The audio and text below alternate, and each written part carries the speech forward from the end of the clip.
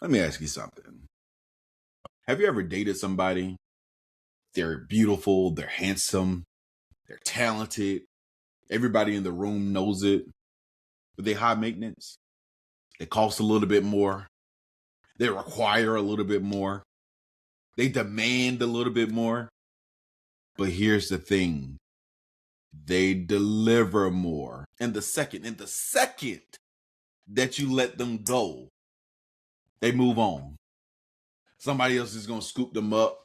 And you spend the rest of your life watching them win without you. That is LeBron James and the LA Lakers right now. That is the relationship that we're all watching play out in real time. Welcome to More Insight. This is Insight You Can Trust, because there is more where it came from. Make sure you like, make sure you subscribe. Make sure you lock in with us. Help us grow this channel. That way we can grow and become even greater. As you all know, the OKC Thunder swept the Lakers in the second round of the playoffs. No Luka, AR played. But after that final buzzer, somebody put a microphone in LeBron James' face. A 41-year-old man who just averaged 23.7 assists and 6 rebounds in the playoffs. And they asked him, "What's next for you, King James?" And to be honest with you, LeBron said, what he typically says, I don't know what the future holds. And right there, that gives you cause to pause. Because now LeBron James will be an unrestricted free agent for the first time in nearly a decade. He ain't got no player option. He ain't got no safety net. He has no guaranteed return. He's a free agent. And here's why this is so complicated, because there are really only 3 outcomes here. 3 possibilities that he has. 1, he can retire, which I'm sure a lot of y'all want anyway. And while we're here, you're going to miss him when he's gone. I promise you that. 2, he could stay in LA, which I'm pretty sure a lot of people don't want to happen. Shouts out to the Lakers fans. Or 3, he could just leave altogether and join another team. But here's my read. Here's my idea. Here's what I believe is going to happen. Option 2, stay with the Lakers. It's the most logical, and it's the most beneficial for both sides. And I'm going to tell you why and what you can expect in, this arranged marriage. Let me paint you a picture. Let me get my artiste hat on. You know that person, the one that your friends tell you is too much? Nah, they just do too much. They want too much. They high maintenance. They always need something. The negotiation never ends. You got to work for everything that you're trying to get out of them. You got to spend for it. You got to ride around and get it. You got to stretch for it. But when it's good, it's good. It's undeniable. It's something you can't shake. That's legit LeBron James right now. He played the entire season on a $52.6 million player option. $2 million of them dollars. And he showed up. Didn't play at the beginning of the season because of injury. That kept him off the court. But during that regular season, he almost averaged 21 points.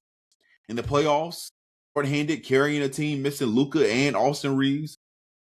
Averaged 23, 7, and 7, like we said in the beginning. Now, the contract is up. And the Lakers have to decide what to do right now. Because in the grand scheme of things, they got themselves a baddie. The Lakers, they in the relationship too. They got them a baddie. Got the baddie on their hands. Do you do what it takes to keep this baddie? Or do you let this baddie walk away and you got to spend time trying to figure out what does this team look like without this baddie? And this is where most teams get it wrong. They look at the price tag and they like, nah, I can't do it, player. I ain't got it. They forget what the presence brings. They forget the intangibles. They forget the attention that the baddie can get. They forget that the standard that the baddie has.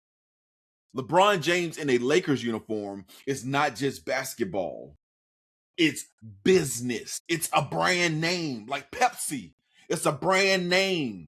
Blue Magic, it's a brand name. And Rob Pelinka knows that. Jeannie Buss, they know that. The new ownership group, they know that. And after this season, Pelinka said, Of course, any team, including ours, would love to have LeBron. He understands what he has in LeBron James. He understands that without LeBron James, of course you got Luka, of course you got AR, but you ain't got no LeBron James.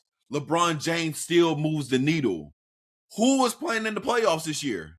LeBron James. Who was not playing in the playoffs? Luka Doncic. Luka Doncic, if you want to take it there. Now, hear me out. Hear me out. This is where you negotiate the arranged marriage. Because for a good arrangement to happen, both parties, they got to benefit. Both parties also have to come to a compromise. LeBron, he cannot, he shall not, he should not, he will not, he cannot expect for the Lakers to pay him $52 million again and expect to win. And the Lakers should not pay $52 million for LeBron James. Brian Windhorst, he was on ESPN. He talked about it like this. He said the rest of the league isn't going to come bidding at $50 million for a 41-year-old LeBron James. That market does not exist. And the Lakers know it. But here's the other thing. LeBron James has to know it. You cannot walk up to a superstar, a man who is still a top 10, 15, 20, whatever. Even if you hate LeBron, you cannot say that he's not being productive. You cannot say you're not as good as you were anymore, so here's less money. That's not how pride works. This is not how LeBron James works. So the conversation can't be framed as a pay cut. It has to be framed as a retooling, a rebuilding, it has to be rebuilt as a hope for a championship in your farewell season. If this is his farewell season, we don't know. Lakers have to frame it like, we want you as part of our future. Here's what we can offer you to help us compete for a championship alongside Luka. And here's what that deal looks like. See, that framing, it works. It doesn't leave LeBron looking crazy. It doesn't bring shame on either party. But look, if LeBron leaves LA, he's taking a significant pay cut regardless. The Cavaliers are already $218 million deep in their payroll. The Warriors are at $182 million. Wherever he goes that isn't LA, he's likely looking at something in the range of the mid-level exception. So that's about $10 to $15 million. And I'm not going to even say a veteran minimum. That's disrespectful. That's disrespectful. So the math is clear, though. If you're going to take less money, why not take it from LA? That's where your life is. That's where your businesses are. That's where your family is settled. So this arranged marriage makes financial sense for LeBron. Now let's flip it. Let's bring it back to the Lakers. The Lakers are currently in a transition. This is officially the Luka Doncic era, and that has already been settled. Here's what LeBron James brings to your team you cannot find on the free agent market. 1, credibility. When you're building a new culture around a young cornerstone, having LeBron James in the building as a player, as a mentor, as a presence, that accelerates everything. That makes everything better. Also, with LeBron James on his team, it brings insurance. Luka missed the entire playoffs due to injury. Luka has an injury history. Austin Reaves missed most of the first round. LeBron James still carried this team. He carried the Lakers to a second round appearance. That ain't just some lucky thing he came upon. That's a part of his legacy. That's what he does. He rises to the occasion. Not to mention, for the Lakers, business-wise, it makes sense. LeBron James drives the needle. LeBron James moves the needle. He's going to be able to drive ticket sales up. He's going to be able to rise jersey sales. He's going to get the media attention. He's going to get sponsorships. His presence alone elevates the franchise's financial situation. So as you can see, this isn't just one-sided.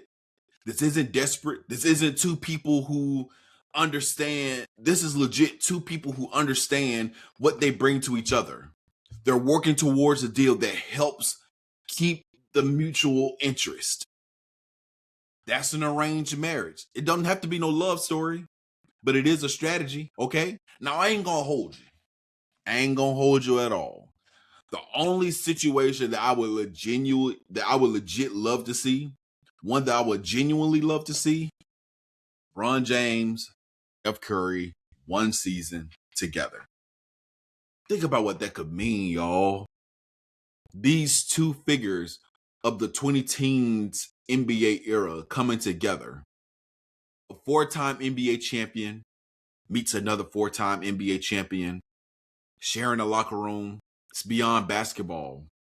That's a moment. That's a documentary.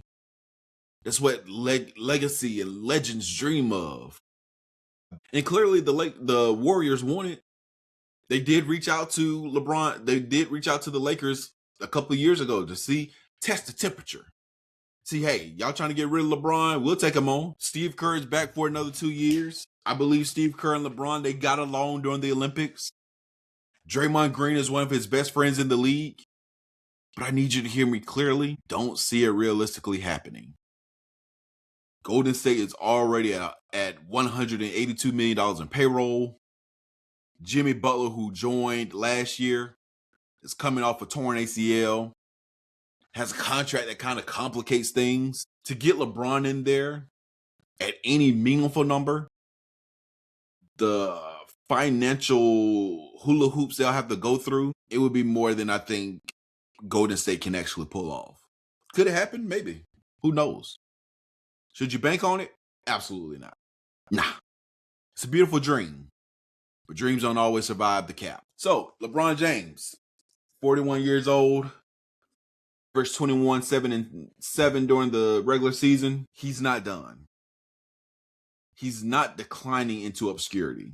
He's still a superstar. The best business decision for LeBron would be going back to the Lakers. The best business decision for the Lakers is bringing LeBron back. Not because it's romantic. Not because of loyalty. Not because of nostalgia.